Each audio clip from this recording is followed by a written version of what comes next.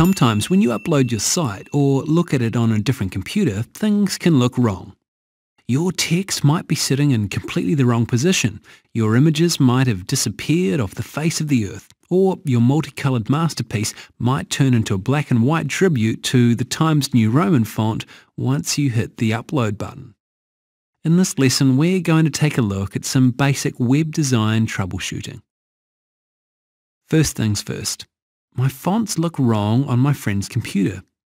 Well, without using some advanced techniques which are beyond the scope of this lesson, you can only see a font on a web page if you've got that font installed on the computer you're trying to view it on. If your fonts look different on your friend's computer, it's probably because he or she doesn't have that font installed. Fortunately, there are some fonts that come standard on pretty much all the major operating systems out there. You can use these fonts on your website and be reasonably sure your viewers will be able to see them. If your font is more exotic, you can try it in your page, but be sure to specify acceptable alternative fonts in case your viewers don't have that particular one.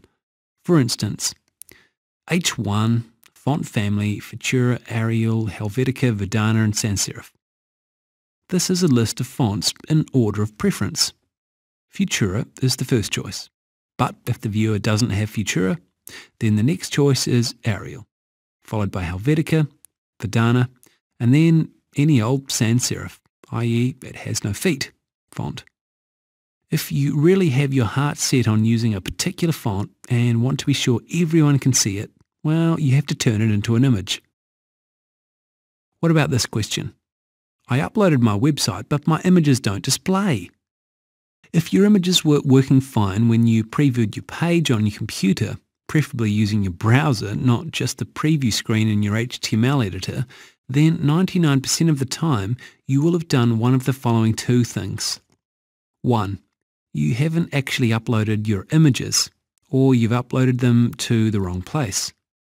When you uploaded your site, you also needed to upload all associated images and files that the website needs. If you're sure that you've uploaded your images, use your FTP program to connect to your web server and see if the images are where you expected them to be. Or you can type the location directly into your browser like this, www.yourdomain.com/yourimage.jpg. If your image isn't there, try uploading it again, paying particular attention to where it's going. Or, number 2, you've failed to click the Relative to Document checkbox when inserting your image. If you're using a What You See Is What You Get editor like Dreamweaver, front page or InView, sometimes the location of the image file gets a bit whacked. The software ends up recording the full location of the image on your computer rather than the location of the image relative to your page. So instead of the nice and tidy image source like this, you get something messy like this, which references where it's going to on your computer. Of course, this address doesn't exist on your website, so there's no way that the browser will ever find that particular file. To check this, open your website in your browser. Go to View, then Page Source, and look at the source code of your page. Try and find the HTML that inserts that missing image. If you can't read the HTML, use the Find tool to search for your image name inside that document. Once you've found where the image is called, have a look at where the HTML says the file should be located. If it looks a little bit like this, referencing somewhere that should be on your computer, then it's been inserted incorrectly.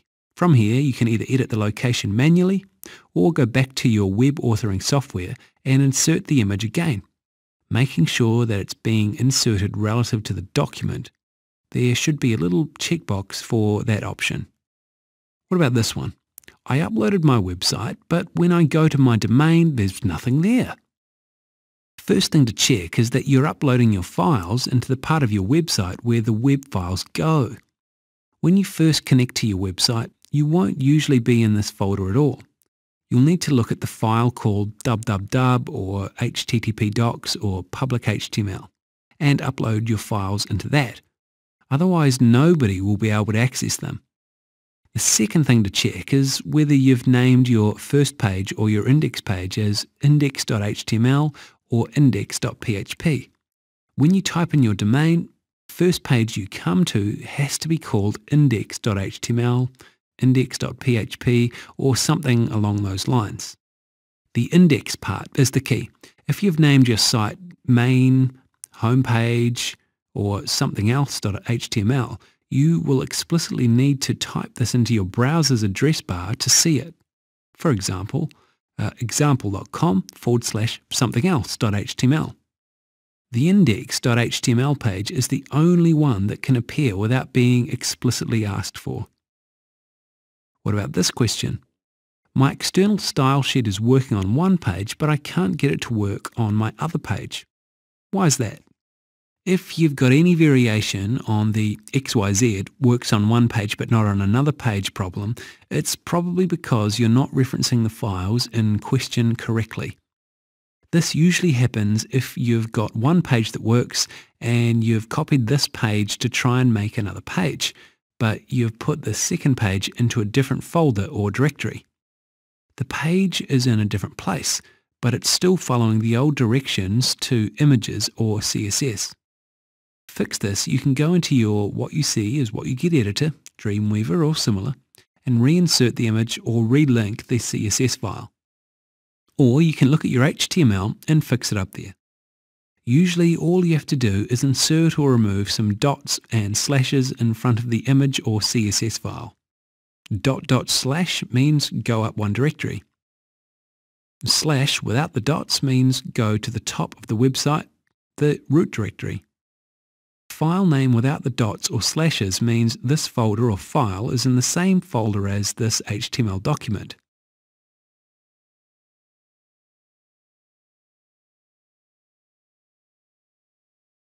And what about this? My page looks wrong in Firefox or Internet Explorer or Chrome or Safari, Opera, etc.